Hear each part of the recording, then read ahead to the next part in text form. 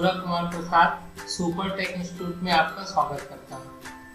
आज वैदिक भैया के साथ हम सीखेंगे कि बड़ी बड़ी संख्याओं का गुणा कैसे करते हैं, हाउ टू मल्टीप्लाई। ओके, तो चलिए शुरुआत करते हैं।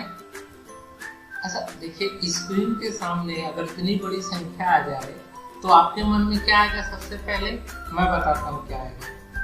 मन में कुछ नहीं आएगा, सीधे रोना शुरू हो जाएगा। इतनी बड़ी संख्या कैसे बनेगा? लेकिन डरने की कोई बात नहीं है, आपका वैदिक भैया है ना साथ आपके। अभी हम सीखेंगे कि कैसे इतनी बड़ी बड़ी संख्याओं को हम बना सकते हैं। इसके लिए जो सबसे जरूरी बात है वो क्या है कि अभी आपको 10 से 15 मिनट ध्यान से बैठ के सुनना है कि एक एक चीज जो बता रहा हूँ उसको नोट भी करते चलिए। और इससे पहले जो वीडियो है मेरा, उसको आप जरूर देखिएगा अगर आपको बीजांक नहीं आता है, क्योंकि यहाँ पे इसका प्रयोग होने वाला है। तो ठीक है, तो अपन शुरुआत करते हैं। तो आज जो विधि हम सीखेंगे उसको बोलेंगे एक न्यूनेन पूर्वेन विधि। ठीक है, बोलिए मेरे साथ, एक न्यूनेन पूर्वेन विधि। ऐसा इस विधि में क्या करना है तो अभी हम सीखते हैं। सबसे पहली बात तो इस विधि को लगाना कहाँ पे है, पहले अपन ये सीखेंगे। तो देखिए, आपके पास जो भी संख्या दी हुई थी गुणा करने की, उसके दो हिस्से होते हैं। एक हिस्से में कोई भी संख्या हो सकती है, ठीक है। अगर मान लीजिए एक हिस्से में कोई भी संख्या, जिससे कोई डरने की बात नहीं है, परंतु जो हमारा दूसरा हिस्सा होता है, ये जगह मान लीजिए दूसरा हिस्सा है, तो इसमें सभी अंक क्या होने चाहिए? 9 होने चाहिए। ठीक है, ये बहुत जरूरी कंडीशन है। अगर सभी अंक 9 नहीं होंगे तो एक न्यूनेन पूर्वेन विधि नहीं लगा सकते। ठीक है, तो इतना बात आप दिमाग में बैठा लीजिए कि संख्या के दो हिस्से में एक हिस्सा तो कुछ भी हो, डरने की बात नहीं है, पर दूसरे हिस्से में सिर्फ 9 9 9 9 होने चाहिए। ऐसा 9 9 9 कितने होने चाहिए? वो कितने भी हो सकते हैं, वो 1 भी हो सकते हैं, 2 भी हो सकते हैं, 8 भी हो सकते हैं, लेकिन सिर्फ 9 9 9 9 ही होने चाहिए। तभी हम एक न्यूनेन पूर्वेन विधि से बना पाएंगे। चलिए सीखते हैं यहाँ पे हम बना पाएंगे कि नहीं। देखिए, 234 दिया हुआ है और 999 दिया हुआ है। तो एक तरफ 234 है, कोई भी संख्या चलेगा, दूसरी तरफ क्या है? सिर्फ 9 9 9। तो क्या ये एक न्यूनेन पूर्वेन विधि से बनेगा? हाँ, ये बन जाएगा। ठीक है, ऐसे ही अपने को पता करना रहता है। चलिए एक संख्या और लीजिए। अब आप बताइए, तो ये एक तरफ बहुत बड़ी संख्या है, कोई दिक्कत नहीं है, दूसरे तरफ 9 9 9 9, हाँ है। अरे लेकिन यहाँ पे तो एक भी है, ध्यान से देखिए, यहाँ पे एक है। इसका मतलब ये पूरी संख्या 9 है क्या? नहीं है। तो इसका मतलब ये एक न्यूनेन पूर्वेन विधि से नहीं बनेगा। दोनों तरफ क्या होना चाहिए? दोनों तरफ, इस तरफ और इस तरफ, कोई एक तरफ तो कम से कम सिर्फ 9 9 9 होने चाहिए। ठीक है, तो ये एक न्यूनेन पूर्वेन विधि से बनता है। चलिए आगे बढ़ते हैं। ऐसा इसको बताइए। तो देखिए, ये 1000 है और ये 999 है। तो देखिए इसमें क्या होगा? एक संख्या है, चलेगा, दूसरी तरफ 9 9 9, हाँ, तो ये एक न्यूनेन से बन जाएगा। चलिए अब ये बताइए, बनेगा कि नहीं बनेगा? ये नहीं बन सकता। क्यों? क्योंकि दूसरी तरफ क्या है? 954, इसमें 9 है, 4 है, फिर 9, तो 4 आ गया बीच में, तो 4 अंक तो होने ही नहीं चाहिए। ठीक है, ये अंक जो एक तरफ क्या होना चाहिए? सिर्फ 9 9 9 होने चाहिए, तो ये भी नहीं बनेगा। चलिए अगला संख्या देखते हैं। बाप रे, इतनी बड़ी संख्या हो, ये तो बनेगा ही नहीं। नहीं नहीं बनेगा। संख्या बड़ी हो ऐसा नहीं सोचना है। क्या सोचना है? एक तरफ तो कोई भी संख्या हो सकती है, लेकिन दूसरी तरफ क्या होने चाहिए? सिर्फ 9 9 9 9 9। अगर 9 9 9 9 है तो ये एक न्यूनेन पूर्वेन से बन जाएगा। ठीक है बच्चों, चलो आगे बढ़ते हैं। ऐसा ये दशमलव वाला संख्या है। ऐसा ये दशमलव वाला तो गुणा और कठिन हो जाता है। नहीं, कठिन नहीं होगा, बन जाएगा। चलिए कैसे देखते हैं। एक तरफ क्या है? अपना संख्या है कोई भी, दूसरी तरफ क्या है? 9 9 9 9, तो ये भी क्या बन जाएगा एक न्यूनेन से। अच्छा, इसमें एक बात और याद रखिए, अगर मान लीजिए मैं यहाँ पे दशमलव लगा दूं या यहाँ लगा दूं या 9 9 के साइड में कहीं भी लगा दूं, तो भी ये बनेगा एक न्यूनेन से। दशमलव हो सकता है, दशमलव होने से हमको दिक्कत नहीं है। ठीक है, एक न्यूनेन बनाने के लिए नियम बस इतना ही बोलता है कि एक तरफ सिर्फ 9 9 9 होने चाहिए। ठीक है, चलिए आगे बढ़ते हैं। अच्छा ये देखिए, ये एक संख्या दी हुई है। ठीक है, इसको कैसे बनाएंगे? तो ये तो बनेगा ही नहीं एक न्यूनेन से। बनाने के और डिफरेंट मेथड हैं, पर ये एक न्यूनेन से नहीं बनेगा। क्यों? क्योंकि यहाँ पे बीच में आता है। चलिए आगे बढ़ते हैं। यहाँ देखिए ये क्या है? इसमें भी देखिए 9 9 9 तो है, फिर लेकिन एक तरफ क्या आ गया? 4 आ गया, तो ये नहीं बनेगा। ठीक है, आगे बढ़ते हैं। देखिए ये भी बड़ी संख्या है, तो बड़ी संख्या और डरने की बात नहीं है। दूसरी तरफ क्या है, 9 9 9 है, तो इसका मतलब कि एक यूनिट से बन जाएगा। तो ठीक है बच्चों, अभी हम लोग क्या सीख लिए कि अगर कोई मैं संख्या दूंगा तो हम देख के बता सकते हैं कि ये एक यूनिट से बनेगा कि नहीं बनेगा। ठीक है, ये बहुत अच्छी बात है। ठीक है, अब हम सीखते हैं कि बनाएंगे कैसे। ठीक है, पहचान तो लिए हम एक यूनिट से बनेगा कि नहीं बनेगा। अब अपन सीख रहे हैं कि इसको बनाना कैसे है। तो देखिए हम हमेशा 3 भाग में बना देते हैं। ठीक है, इसको हम केस 1, केस ए, केस बी, केस सी, केस ए, केस बी, केस सी, 3 केस में हम बांटेंगे। ठीक है, तो शुरुआत करते हैं केस ए से।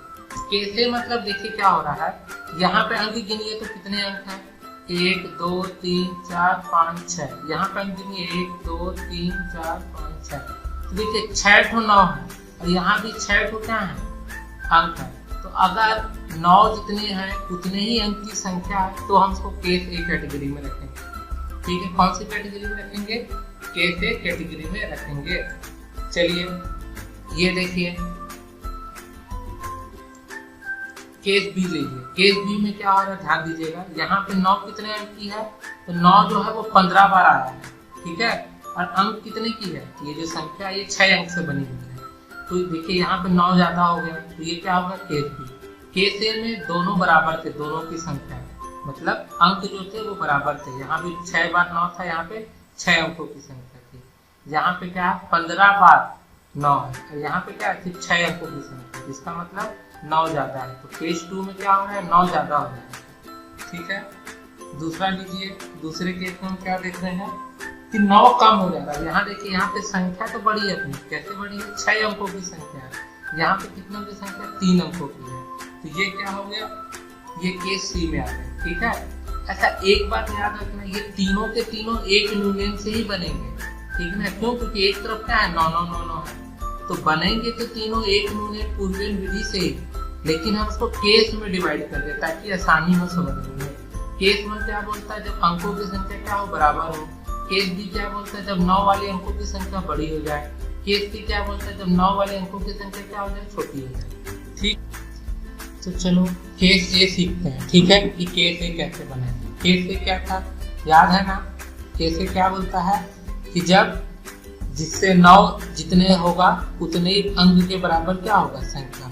ठीक है, तो ये देखो आपके पास एक संख्या है, कौन सी संख्या है, 4 अंकों की संख्या है। ठीक है, और 9 कितने हैं, 4 है। तो सबसे पहले तो ये देखेंगे कि एक तरफ सिर्फ 9 9 9 है, इसका मतलब ये एक पूर्वेन विधि से बन जाएगा। ठीक है, एक यूनियन पूर्वेन से। अब ये देखना है कि उसमें वो कौन सा, केस ए है, केस बी है कि केस सी है। तो इसमें 4 अंक की संख्या है, ये भी 4 है, मतलब बराबर है। इसका मतलब ये कौन सा केस है, केस ए।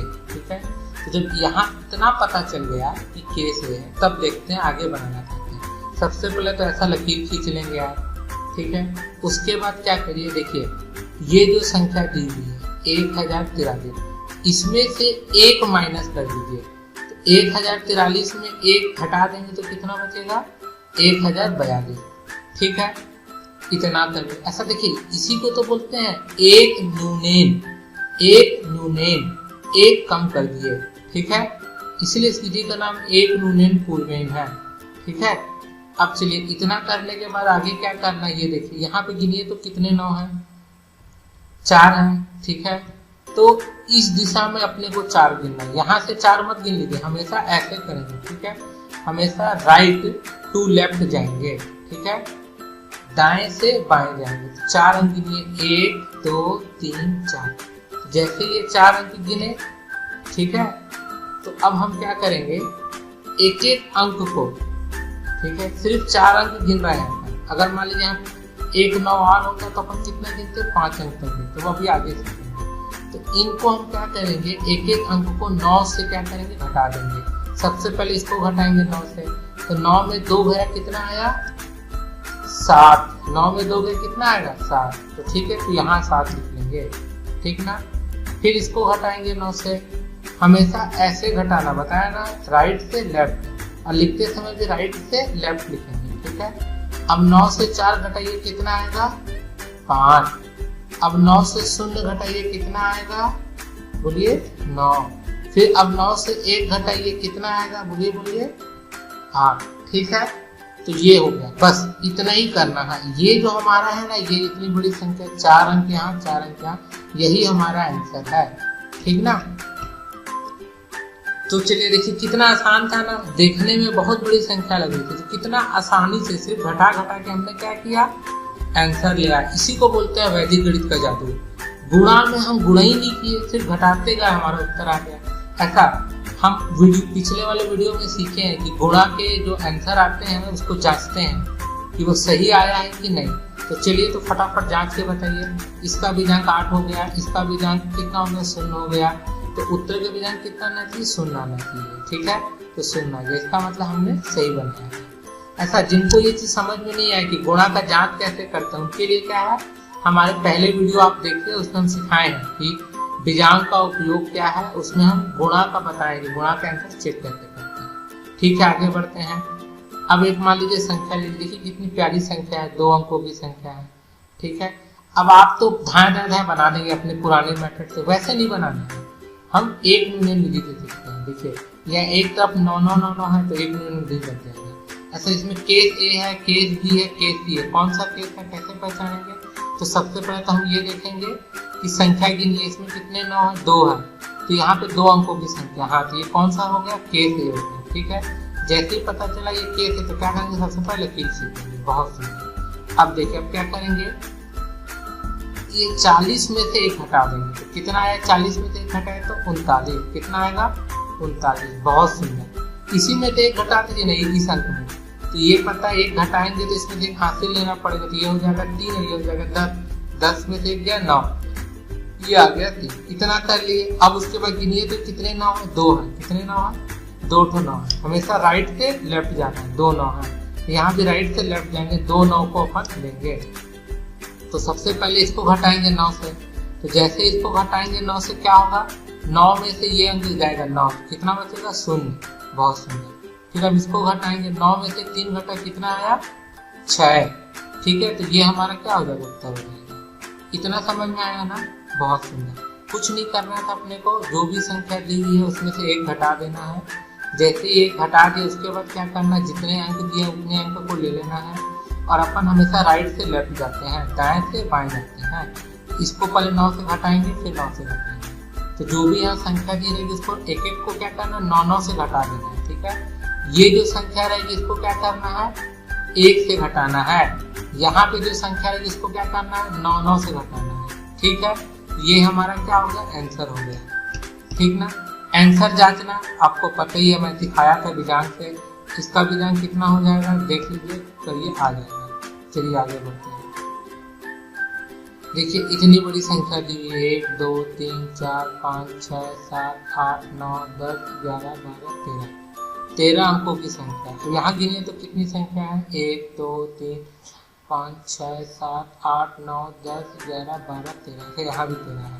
तो ये कौन सा केस हो गया, ये एक यूनियन से बनेगा, क्यों, क्योंकि यहाँ सिर्फ अंक क्या 9 9 है, और यहाँ 13 अंक है, यहाँ भी 13 अंक है, तो ये केस ए हो गया। ठीक है, तो केस ए क्या बोलता है, लकीर खींचना, उसके बाद क्या करना, इसमें से 1 कम कर देना। अब इसमें से 1 कैसे कम करें, बहुत अगर इसमें से 1 कम करिए 0 में से, यहाँ कितना आ जाएगा 9, यहाँ पे हासिल देंगे तो ये भी आ जाएगा 9, यहाँ पे 1 हासिल देंगे कितना होगा 0। ठीक है, तो फटाक से लिख लीजिए, पूरा चीज वही उतर जाएगा, बस यहाँ पे क्या आ जाएगा 9 9 आ जाएगा।